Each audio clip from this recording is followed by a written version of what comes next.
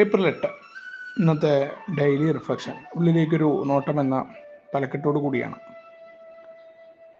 നമ്മുടെ സ്വാഭാവികമായ ജന്മവാസനകൾ ജീവിക്കാൻ, സമൂഹവുമായി ബന്ധപ്പെടാനും അതേപോലെ നമ്മുടെ പ്രത്യുൽപാദനത്തിനുമൊക്കെ ആയിട്ട് നമുക്കുണ്ടായിട്ടുള്ള ജന്മവാസനകൾ അത് എവിടെയാണ് വഴിതെറ്റിപ്പോയത് എന്ന് കണ്ടെത്തുന്നതിൻ്റെ തീവ്രമായ അല്ലെങ്കിൽ ഒരു ശ്രദ്ധാപൂർവമായ ശ്രമമായിട്ടാണ് 4ാമത്തെ പടിയെ കാണുന്നത്. ഞാൻ ആ 4ാമത്തെ പടിയിലേക്ക് ഇറങ്ങുമ്പോൾ സ്വാഭാവികമായ ആഗ്രഹങ്ങൾ മനുഷ്യനെ സംബന്ധിച്ചിടത്തോളം അവന് എല്ലാ ജന്മവാസനകളും സുരക്ഷിതത്വമാണെങ്കിലും സമൂഹവുമായി ബന്ധപ്പെട്ടതാണെങ്കിലും പ്രത്യുൽപാദനവുമായി ബന്ധപ്പെട്ടതാണെങ്കിലും ഇതെല്ലാം വേണ്ടതാണ്. ഇത് സ്വാഭാവികമായിട്ടുണ്ടാകുന്നതാണ്, കുഴപ്പമില്ല. സ്വാഭാവികമായിട്ട് ഉണ്ടായത് അല്ലാതെ സ്വാർത്ഥപരമായ രീതിയിൽ ഈ 3 കാര്യങ്ങളിലും, അതിൻ്റെ പല രൂപങ്ങളാണെങ്കിലും ഈ 3 കാര്യങ്ങളിലും എനിക്ക് കുഴപ്പമുണ്ടായിട്ടുണ്ട്. ഞാൻ എൻ്റേതായ സ്വാർത്ഥ ലാഭത്തിന് വേണ്ടിയിട്ട് ഇതിനെ വളച്ചൊടിച്ചിട്ടുണ്ട്. അപ്പം അത് കണ്ടെത്തി കഴിഞ്ഞാലാണ് പല പ്രശ്നങ്ങളിൽ നിന്നും ഞാൻ എന്തിനാണ് ഇടയ്ക്ക് ഈ മദ്യം കുഴപ്പമാണോ എന്ന് അറിഞ്ഞിട്ടും പിന്നെ കുടിച്ചിരുന്നതെന്ന് അറിയാനായിട്ട് പറ്റുള്ളൂ. അപ്പം അതിൻ്റെ ഉള്ളിലേക്ക് ഞാൻ നോക്കണം.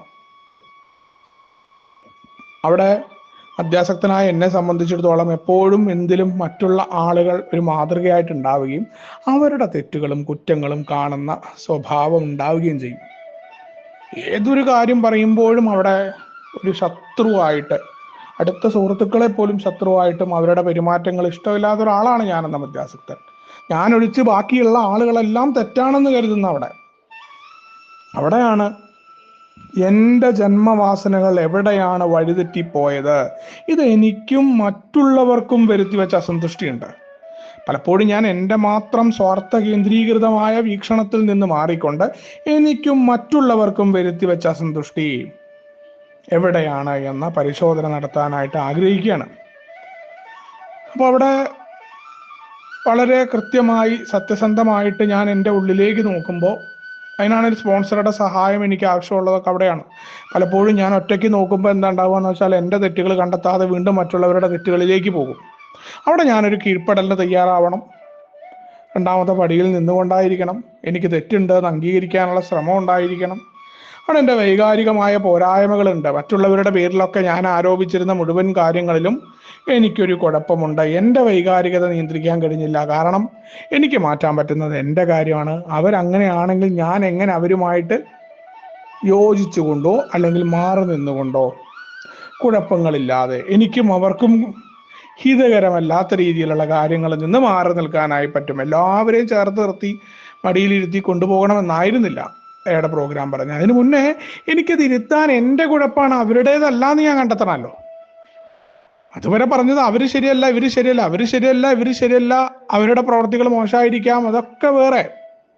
അതിനു മുന്നേ എൻ്റെ പ്രവൃത്തി കണ്ടെത്തിയിട്ട് എനിക്കെങ്ങനെ മാറി നിൽക്കാന്നാണല്ലോ. അവർ ഉൾക്കൊള്ളാൻ പറ്റാത്തതും എൻ്റെ കുറവാണെന്ന് അംഗീകരിച്ചുകൊണ്ട് എനിക്ക് മാറി നിൽക്കാനായിട്ട് പറ്റുള്ളൂ. അതിന് എൻ്റെ വൈകാരികമായ എൻ്റെ പോരായ്മ ഞാൻ കണ്ടെത്തണം.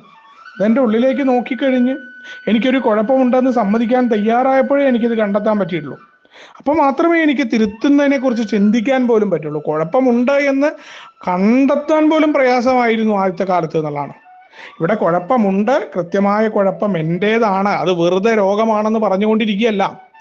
ആ രോഗത്തിന് ഞാൻ ഉത്തരവാദി അല്ലെങ്കിലും രോഗശമനവും അതിനു വേണ്ട ചികിത്സ എടുക്കേണ്ടത് എൻ്റെ ഉത്തരവാദിത്തമാണ് എന്ന രീതിയിൽ എൻ്റെ വൈകാരിക പോരായ്മ മറ്റുള്ളവർക്ക് ഉപദ്രവകരമാവരുത്, മറ്റുള്ളവർക്ക് ഉപദ്രവകരമാകുന്നത് എനിക്കും ഉപദ്രവകരമാണ് എന്നുള്ള ആ ബോധ്യം, ആ രീതിയിൽ തന്നെ എൻ്റെ വൈകാരിക പോരായ്മകളെ കണ്ടെത്തി അത് ആക്സെപ്റ്റ് ചെയ്ത് അത് തിരുത്തുന്നതിലേക്ക് നീങ്ങലാണ് 4ാമത്തെ പടിയുടെ ധാർമ്മിക നിലവാര പട്ടികയുടെ പരിശോധന.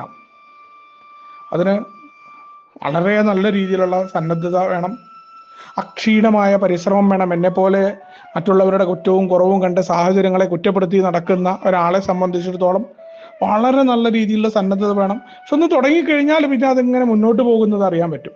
ക്ഷീണമായ പരിശ്രമമാണ്.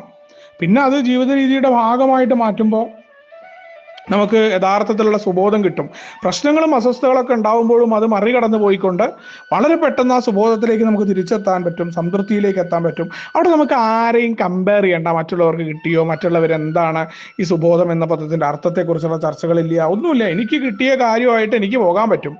ഞാൻ അവിടെ കമ്പയർ ചെയ്ത് അത് ആ രീതിയിൽ മറ്റാളാവണം, നിനക്ക് കിട്ടിയത് യഥാർത്ഥ സുബോധമല്ല, ഇതൊന്നും തർക്കമില്ല, ഒരു തർക്കവുമില്ല. രണ്ടാമത്തെ പടിയെ പോലെ തർക്കിക്കുന്ന സമൂഹത്ത് മാറി നിൽക്കാനായിട്ട് എനിക്ക് സാധിക്കും അവിടെ.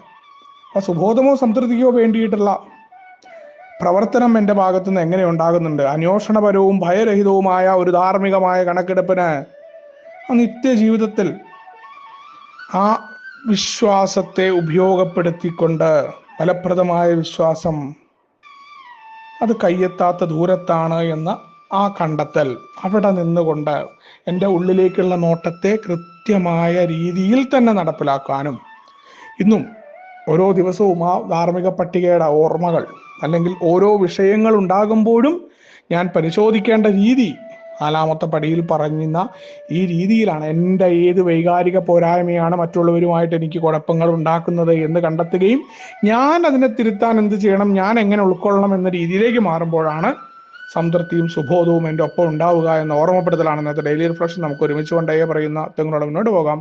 ശുഭദിനം, സുപ്രഭാതം.